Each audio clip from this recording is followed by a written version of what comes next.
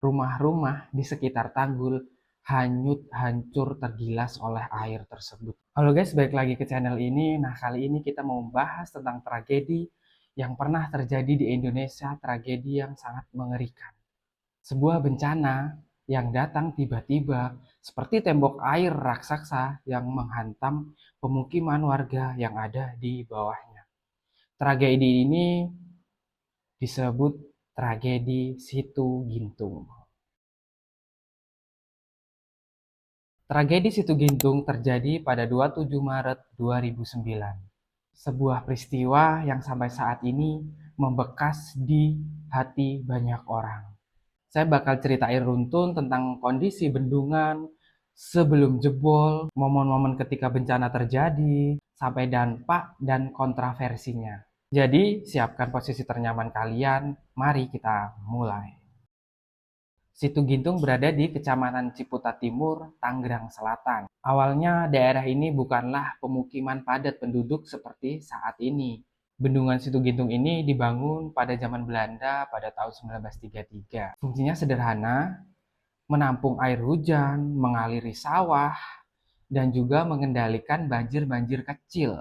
Pada masa itu, teknologi bendungan ini masih pakai teknologi lama, hanya dengan tumpukan tanah dan batu saja, bukan seperti standar saat ini yang sudah memakai beton dengan kualitas yang tinggi. Masalahnya adalah bendungan ini nggak pernah benar-benar diperbarui, bahkan sampai daerah sekitarnya menjadi daerah dengan padat pemukiman penduduk. Sebenarnya, dalam beberapa tahun sebelum terjadi bencana ini, warga ini udah banyak banget yang ngeluh, guys. Air danau makin naik setiap musim hujan, tanggul mulai retak di beberapa titik, drainase air yang udah nggak berfungsi lagi, pertumbuhan pemukiman penduduk yang makin mendekat ke area yang bahaya. Bahkan ada warga yang mengaku pernah melihat rembesan air itu keluar dari dinding tanggul tersebut, guys. Warga sekitar juga udah sering melaporkan kejadian-kejadian ini kepada pihak yang berwenang. Tapi seperti masalah-masalah yang lainnya, nggak pernah ada tindakan serius. Perbaikannya tidak dilakukan secara menyeluruh, hanya ditambal sana, tambal sini. Nah, gitu aja sih. Sementara itu, curah hujan semakin meningkat di awal tahun 2009. Permukaan air Situ Gintung semakin naik drastis dan tekanan semakin besar. Sehari sebelum tragedi bencana ini terjadi, hujan turun tanpa henti. Bagi warga sekitar itu hal biasa. Tidak ada sirine, tidak ada peringatan, tidak ada evakuasi, bahkan tidak ada tanda-tanda bencana besar akan mendekat. Namun beberapa warga sempat mendengar suara gemuruh dari arah tanggul. Mirip seperti air yang merembes keluar dari bendungan dan menekan. Ada juga yang melihat air itu udah meluap ke jalan-jalan kecil, tapi tetap kondisi masih aman-aman aja. Hingga dini hari pukul 3 sampai 4, tekanan pada tanggul mencapai titik puncaknya. Pada pukul 4, bencana yang tidak pernah disangka-sangka itu pun terjadi. Tanggul Situ Gintung sepanjang 300 meter itu hancur total. Bukan cuma retak-retak kecil, tapi benar-benar pecah seperti air yang keluar dari kekangnya, guys. Dalam hitungan detik aja, 2 juta kubik air menerjang perumahan dan pemukiman warga yang berada di sekitar bendungan.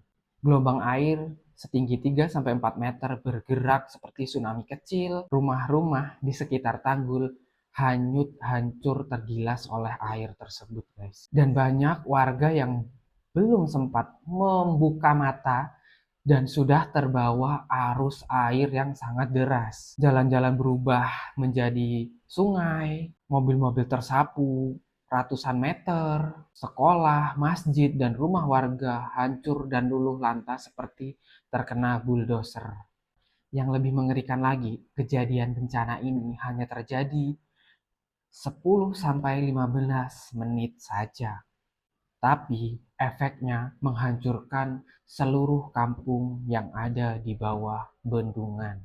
Banyak kisah dari warga yang selamat ini membuat bulu kuduk berdiri, guys. Ada seorang ayah yang sedang tertidur, tiba-tiba air besar menghantam pintu rumahnya dan dia meloncat dengan membawa anaknya ke atas lemari, menunggu bantuan datang sambil mendengar teriakan dari tetangga-tetangganya yang terseret air.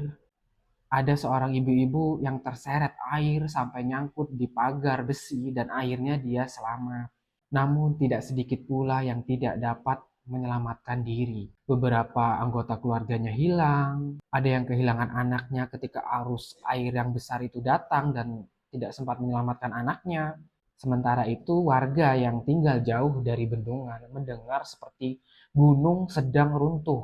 Mereka keluar rumah dan melihat tembok air yang besar mengarah ke arah mereka. Ketika fajar mulai muncul, barulah skala tragedi baru terlihat dengan jelas. Tim SAR, polisi, dan relawan mereka mulai berdatangan. Mereka menemukan rumah yang tertimbun oleh tanah, pohon tumbang, mobil tertumpuk, dan banyak banget korban. Beberapa korban ditemukan jauh dari rumahnya. Ada yang tersangkut di jembatan, ada yang berada di atap rumah tetangganya, dan hilang tak pernah ditemukan. Dalam beberapa jam saja, lokasi bendungan Situgintung ini menjadi bencana nasional. Setelah kejadian ini, banyak pertanyaan-pertanyaan yang muncul. Kenapa bisa jebol? Siapa yang salah? Hasil dari investigasi menyebutkan penyebab utamanya adalah curah hujan yang ekstrim, struktur tanggul yang sudah tua dan ya dari era kolonial, rembesan air yang tidak pernah diperbaiki, air yang masuk lebih besar daripada air yang keluar. Namun beberapa warga menilai sebenarnya bencana ini tuh bisa dihindari jika ada perbaikan tanggul secara serius, ada sistem peringatan dini, ada pengaturan pemukiman di area-area yang rawan.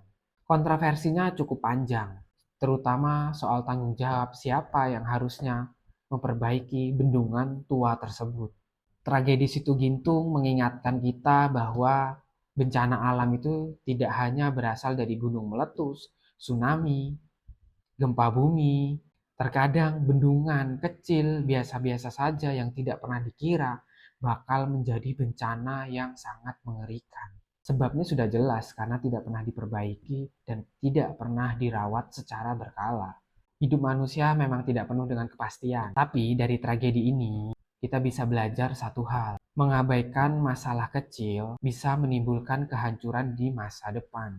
Terima kasih sudah menonton sampai akhir. Jangan lupa like, komen, dan subscribe. Sampai jumpa di video selanjutnya.